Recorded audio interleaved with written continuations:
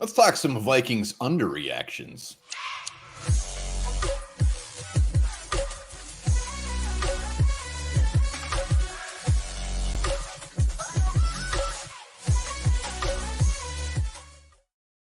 All right, welcome back to the Onebar and Lupagus show. I'm Onebar with Lupagus, and we're going to be talking about four underreactions, something that just isn't getting enough chatter. We should be talking about. Yeah, there's definitely some things after Lions game that have been all over Twitter, but there's also things that need to be talked about a little bit more. Some things need to be brought to your guys' attention, and we're going to do it right now. Before we do, subscribe to the channel. We are this close to 8,300 subscribers. I can smell it. It smells delicious, and I can't wait to taste it. And speaking of taste, go to Liftbridge Brewing Company, either the facility in Stillwater or find it in your liquor store. So damn delicious. Liftbridge. And still drop hashtag Liftbridge in this video right now. Magically delicious. Yes, we're only like 4 away from 8,300. You could help us get there. Let's do it. Let's start with there's a lot of underreactions. Mostly, 10-3 after yesterday's loss. I think there's a lot of overreactions, but we're gonna stick with the under, just like under balls. So let's start off with the running game. Our running game doesn't appear to be very good. It's not very good, and no one's talking about it. We really are one of the worst running offenses in the league. I think we're toward the bottom end of the NFL. In that, look at what happened yesterday. The Lions' run defense is not very good. We mastered, 29 yards, 26 yards, something like that. We've only hit over 100, I think, twice this year. Delvin has. I think as a team probably hit more than that when, Kirk took off on that one. But just not a very potent running attack right now for Kevin O'Connell's offense. Yeah, we're close to the bottom for total yards. We're close to the bottom for yards per carry. Big running plays. We're pretty much close to the bottom on everything. And Dalvin Cook, when you look at just his yards per carry, is at 4.5, which ties for his worst he's ever had. 4.5 yards is fine, but we have higher expectations. It's Dalvin Cook. Dalvin freaking Cook. We have this offensive mind. We have a great passing game. So I expect a lot more out of this rushing. And if we're going to make some sort of run, it's going to have to be on the legs of Dalvin Cook or somebody. Well, and the way the defense is playing, you talk about making a run, you want to keep opposing offenses off the field. I don't care if it's the Colts coming in, the Jets a couple weeks ago, a good offense like the Lions. We can't stop anybody, and you need to control the clock. And to do that, you have to have a running game. So if Vikings want to go anywhere in the playoffs, you got to get this thing figured out. Yeah, and I think a big part of it is, I don't know if we're giving up on it too soon or what, because when you look at the total amount of carries, we are at the bottom. We should have, when you got Madison, when you got Dalvin Cook, I would assume we'd at least be somewhere in the middle. I realize we're not going to be running the ball 50 times a game, but we got to be higher than where we're at. We're like 5th from last as far as rushing attempts.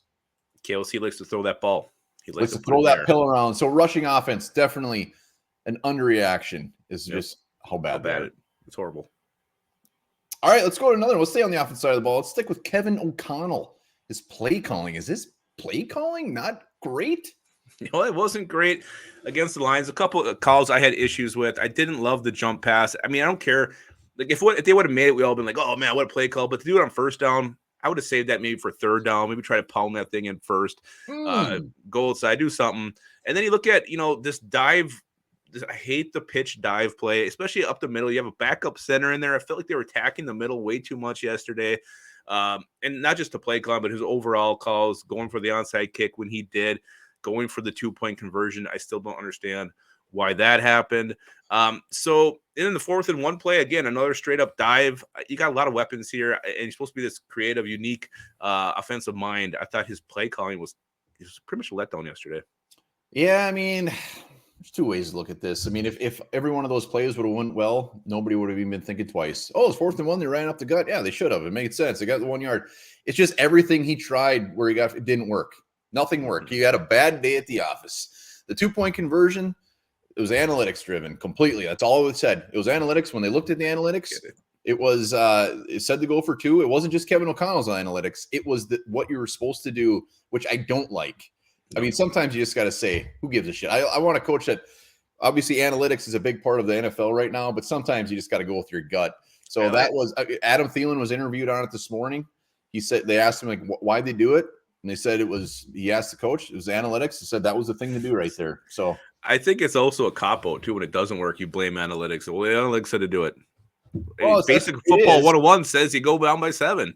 It is, It's but it's point. not like I said, it's not just Kevin O'Connell's. It's No, like it's what fine. they were actually supposed to do at that point I of the game with that much time left. So it is a cop out. I don't like it. It was weird. But just play calling in general, even the jump pass, it would have worked. Johnny Munt was wide open. He just fumbled the ball. So you're right. It shouldn't have been done on first down. It was just weird. The onside kick, to me, there's an argument either way, but I wish they would have not kicked the onside kick. And I think the onside kick was he had no faith in his defense. So he figures, I got to get the ball now. I have to get the ball or we're not going to win this game. So, But the other side of that is if he doesn't have faith in his defense, you should put him further down and not just let him get a field goal.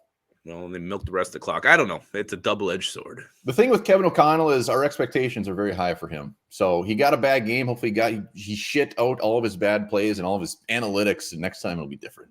Yeah, analytics. That's what I'm going to start calling them. Let's go to something good, an underreaction, and maybe not an underreaction of Vikings fans, but this man is still not getting love. Justin Jefferson is the best damn wide receiver in the effing league. Boom. Yeah, absolutely. I'll let you start on this one. Well, shit, look at this. I mean, he's got 1,500 yards. He leads the NFL in yardage. He's got 99 reception. He leads the league in 20-plus yards or 20-plus receptions. 40-plus, he's tied for first. I mean, I could ramble this guy's stats for days, but put the stats aside. These catches he's making are ridiculous. He doesn't care if somebody's coming over the middle. He doesn't care if I mean, these catches are insane. Kirk Cousins has the utmost confidence in him, and he should, and that's why a big part of why we were 10-3. Yeah, they got the split the defenders thing down perfectly. But there's two guys on either side of Jefferson. Cousins throws it right through the middle. Jefferson grabs that thing. And, I was watching the game last night, the Dolphins and the Chargers, and Chris Collinsworth said, Tyreek Hill should be getting MVP consideration. Justin Jefferson should be getting MVP conversation. He is that damn good. He's that damn important to this offense. Without Justin Jefferson, the Vikings are about a 5-win team right now. Yeah, and I mean, he's on pace to get almost 2,000 yards receiving. Not only that, but the dude is, I mean, granted, he's still young. He's got time to turn into that diva wide receiver, but he's not showing any signs of that. I mean, everybody says he's a great locker room guy. I mean, his contract, when it comes up, he's just like, we're going to let it happen, whatever. He's just a great guy, and he just so happens to be the best damn receiver in the league. Yep. And he's just so good in so many different ways. Tyreek Hill's the speed guy. Justin Jefferson has great speed, great route running, toughness. He'll do everything. He'll do damn everything, and that's what you love about this guy. Love him so much. Love him so much. All right, last one. Underreaction is that this defense would not get better regardless who's leading them. Everybody's saying fire Ed Donatel. Ain't going to happen. Or promote Mike Pettin or whatever. It wouldn't be any better. No, and I think the big reason of that is the players. I mean, it's the same players who are going to be out there. You can blitz more. You can try to purposely change something to try something different, but it comes down to the guys on the field making the plays. We've seen these guys miss tackles, seen these guys not be able to get off blocks, seen these guys holding, making boneheaded plays. It's the same 11 guys out there. So whether or not you're a different coach at this point in the game, I don't think it's make much of a difference. If this was week 3, week 4, and this dude sucked, I mean, if we brought Ed Donatel back next year and we fired him in week 4, I wouldn't be saying this, but we're so far in. We're 10-3. They're not going to come in and also just change a ton of stuff. Does he need to get more pressure? Absolutely. Does he need to create situations where he can make some plays? You're damn right he does. But at this point, this will probably be our most controversial one. Everyone will be like, it can't get any worse. It can't get any worse. I think it can. Well, and we've said that before when it came to the guard situation. We said, get Elfline out there. It can't get any worse. Let's see what Drew Samia has. It got worse. So it can get worse. The only thing you hope for with a change is maybe it sparks of fire in these players, but it's the same guy. Pettin is part of this defense. He's part of the problem. I mean, he's there with Ed chalking up these defensive schemes. I mean, he's part of the coaching staff, so it's not like he's an outside source. Yeah, the thing is, they're seeing day in and day out. They're having conversations. It's not like they don't realize this defense is ass, but they must know something. They're much smarter than us as far as if they knew Mike Pettin was going to make a difference, his ass would have been in there immediately. If they knew that they could fire Ed Donatel, bring somebody in to make a difference, they know this stuff. They're letting it ride. So Ed Donatel is here. He's here to stay. Get used to it. More weeks. Used to a lot of yardage. That's our underreactions. I'd love to see some of your underreactions in the comments. And what's not an underreaction is hitting that sub button. Remember this: men who vape are more likely to suffer from erectile dysfunction. Oh.